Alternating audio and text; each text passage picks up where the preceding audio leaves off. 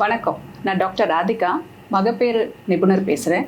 இந்த வாரம் நம்ம world breast feeding awareness week celebrate பண்ணிட்டு இருக்கோம். குழந்தைங்க பிறந்த உடனே ஒரு முதல் 6 மாதத்துக்கு தாய்ப்பால் மட்டுமே பிரதான உணவாக கொடுக்கணும் அப்படிங்கிறத தான் நம்ம இப்போது ஃபாலோ பண்ணிட்டு வரோம். ஏன்னா தாய்ப்பால்லேருந்து கிடைக்கக்கூடிய நன்மைகள் நிறைய இருக்குது. குழந்தைகளுக்கு அப்படின்னு பார்த்தோன்னா அது ஊட்டச்சத்து மிக்க ஒரு நல்ல ஒரு ஆகாரமாக இருக்குது.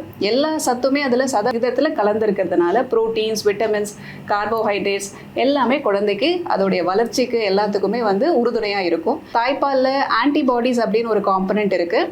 அது குழந்தையுடைய அந்த நோய் எதிர்ப்பு சக்தியை இம்ப்ரூவ் பண்ணி அதிலிருந்து எந்த ஒரு டிசீஸும் குழந்தைய பாதிக்காமல் அதிலிருந்து காப்பாற்றுறதுக்கும் நமக்கு உதவி செய்யுது.